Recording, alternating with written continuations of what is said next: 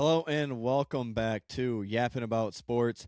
And today we have a little bit of Lions talk, a little bit of Tigers talk, and some Michigan State football as Big Ten Media Days gets wrapped up this week.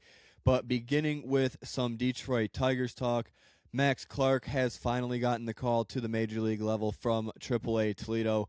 I believe he was batting around 280 with a just under an 800 OPS, 11 home runs, and decent contact. And I enjoy it. I mean, I think it's a good move. I think that if you're looking for the future, definitely one of your cornerstones. And now you have three players in your lineup that you hope to have for multiple seasons moving forward in Dylan Dingler, Kevin McGonigal, and now Max Clark. We will see how MLB ready Max Clark is. And if he can play a nice center field, I will take it. And if he can play there the rest of the season and see how he does, or put him in DH just to continuously get him some MLB reps. You also have Valencia and Dingler at your catching position. Still have Torkelson, who has home run power. Torres back in the lineup consistently.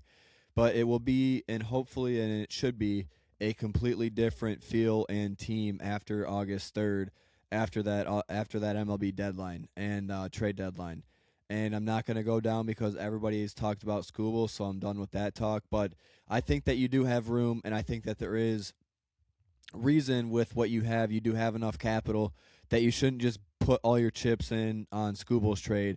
If you can make your team better for now or in the future, and if you are serious about still wanting to make any form of run, or if there's it, I don't think there really is any hope remaining in terms of 2026 and postseason hopes in October baseball. I really don't. But if you're looking for if there's baseball in 2027, I would like to have a competitive team, and you have a lot of pieces to do so. The one area you just clearly don't have right now is you do not have a bullpen. You don't have relief pitching. And the one thing you have a strength in is starting pitching. And even without Tarek Skubal, you are still going to have one pretty darn, I would say, a top 5 to 10 starting rotation entering 2027 if there's a season. And I think you still have a chance at a core. I think Riley Green is still an all-star. I know him and Torkelson and Carpenter, those three have had to go through their ups and downs, and Keith. But I think that there is still stability with most of those names. And I think people seem to forget that Kerry Carpenter has three of the most important home runs for the Detroit Tigers the last two of the last 3 seasons. In Game 2 against Cleveland in the ALDS, and in Games 1 and 5 against Seattle in Seattle. So just I hope that Kerry Carpenter becomes healthy before the end of August and that we're able to see him back in the lineup for September. I hope that Max Clark pans out. That would obviously be the optimistic look for any fan that's going to be attending games in August and September.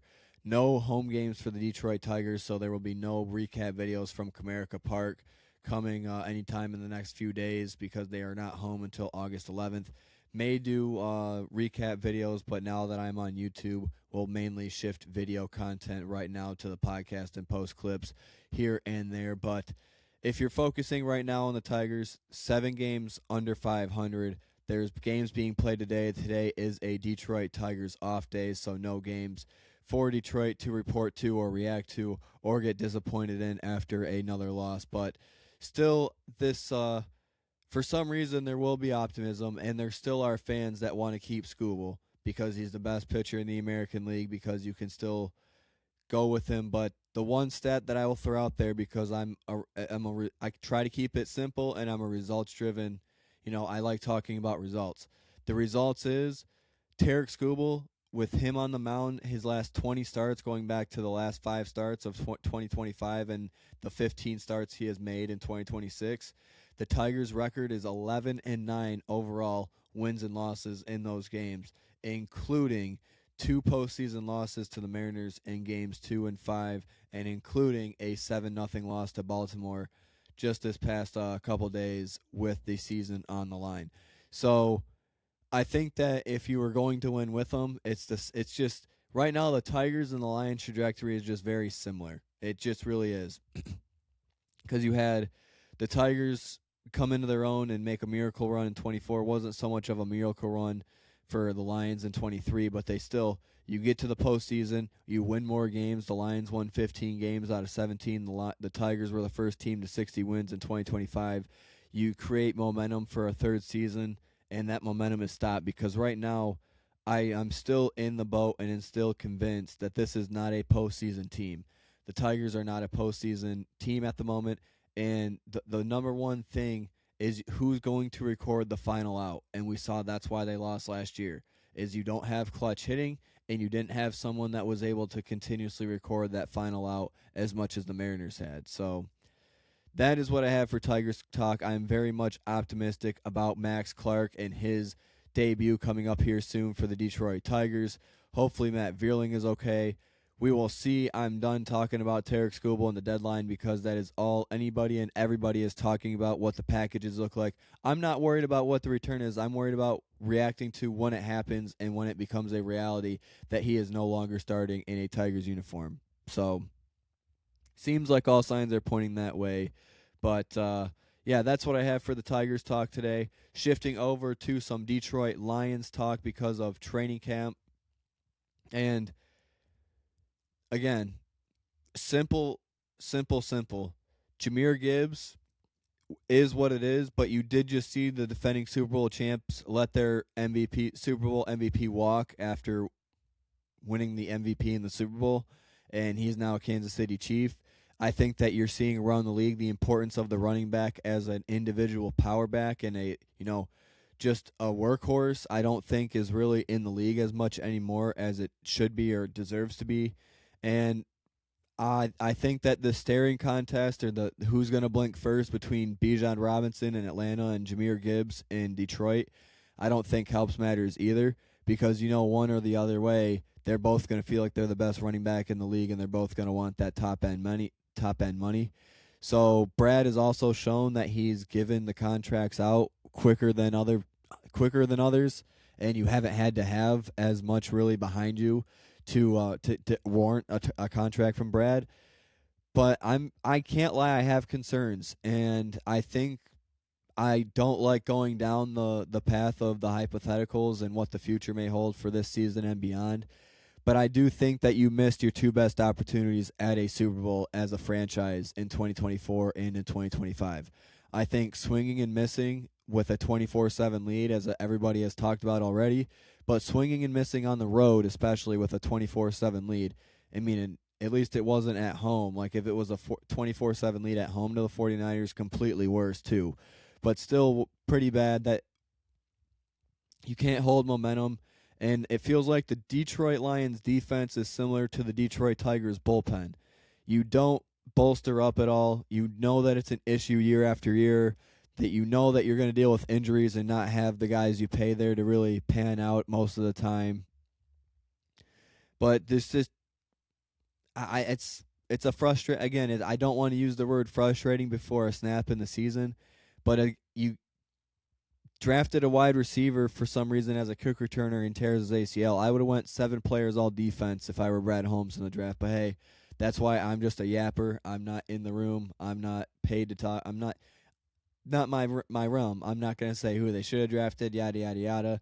I'm just going to be here to tell you that I think that defensive depth and looking at the defensive line outside of Aiden Hutchinson and playing in the division that you play in and knowing the type of team that you are, yeah, I can't lie. There's a reason for me to be semi-concerned about what this defense looks like in 2026.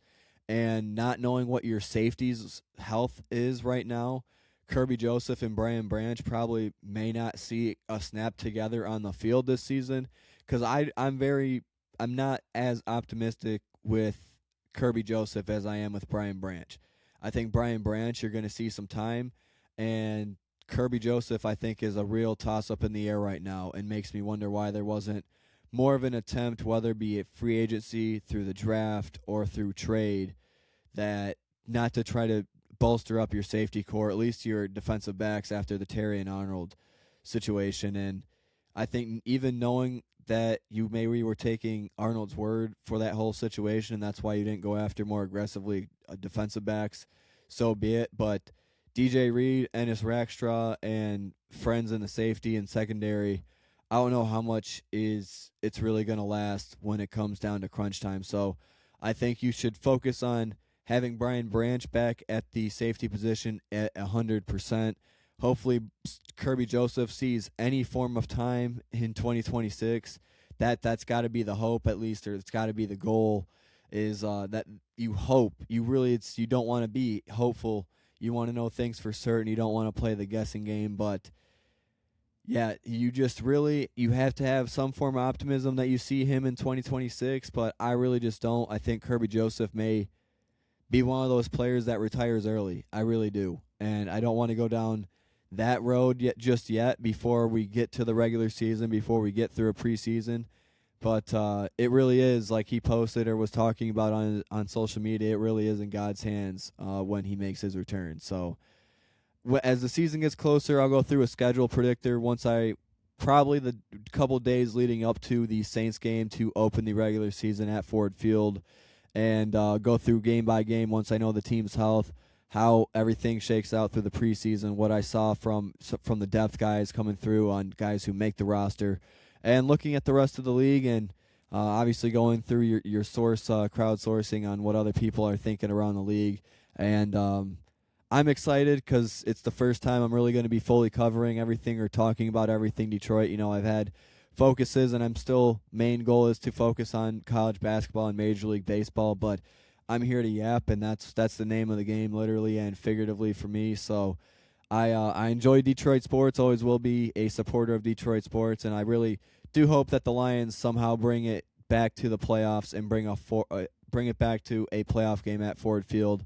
But reiterating from earlier, you're not going to have a better 2-year stretch than not having to go through the wild card round in 2024, 2025 after winning 15 games and being the number 1 seed, and you lose to a rookie quarterback, and also leading when you're up 24-7. And people that were watching the game with me knew that once that momentum shifted, it drastically shifted. And I'm not going to replay the moment for everybody in their head, but we all know the certain cornerback that we're thinking about when that touchdown happened and the 49ers really cemented themselves into that game. So that's what I have on the Lions side of things. I will, again, as the season gets closer, we'll have more predictions, more record, more confidence level on playoff and such. And I do have faith in Dan Campbell. I do enjoy Jared Goff, and I like watching Jared Goff as our quarterback. I do understand after the first season and a half of him being our quarterback, it wasn't very optimistic and wasn't a lot to really look at for a while, but everything does come around eventually, and I do think that it will work out. I think this team is a playoff team in 2026. I think that they have the offense for it. I'm not overly bothered by Jahmyr Gibbs. I don't think he misses any regular season games, and it's a failure on the franchise more so than the player if it ever gets to that point. So shifting into some final thoughts, and because I haven't been really vocal about it with baseball season and college basketball, but Pat Fitzgerald entering his first season as Michigan State's head football coach, I think it's a good hire. I think it's a refreshing face. I think that even though he spent so much time away from the game these past few years, I still think he understands the game of college football. I think that he's going to be – I think that in a baseball term, whenever I had a pitching coach one time or a coach through a season, whenever I had a bad ball or was down in the dirt or really high, he would say, "What do I want your next pitch to be?" And I would always say a strike. He'd be like, "No, just a better ball." So I think that you swung and missed pretty hard in the end with Mel Tucker in terms of how that ended up and where the trajectory of the program was going. I think you threw a better ball with the Jonathan Smith hire, trying to get more on the noggin, back more to the brand of Michigan State football. Just did not pan out the way that many had hoped and really wanted. And I think that with this one, I think that you throw a strike. I think this is a strike. I don't know if it's a home run, but I think if you're a pitcher, I think you threw a strike with this one. I think that you got your fastball back. I think you got your groove back. He coached against Antonio for so many years and so many games, understands the Big Ten, understands the heart of Michigan State, understands Michigan and playing against Michigan and wanting to beat them in every step of the way every year. And 4-game losing streak and you're going to Ann Arbor, it's quite the task for him in year one. But Kyle Whittingham, also a pretty storied coach coming from the Pac-12 in Utah and his days there. So Michigan State, again, will be another team that I will give a record prediction as we get closer to the season, closer to Eastern Michigan and Toledo to open the season with their first 2 games. So that is what I have for you guys today. Thank you all again for watching and or listening and or supporting the game recaps. I cannot wait to get to my next game, wherever that one may take me. Have a great rest of your day, rest of your week. Go Tigers, go Lions, and Michigan State football will be right around the corner. We are almost to August. Cannot wait to say it, but have a great night and enjoy the rest of your week.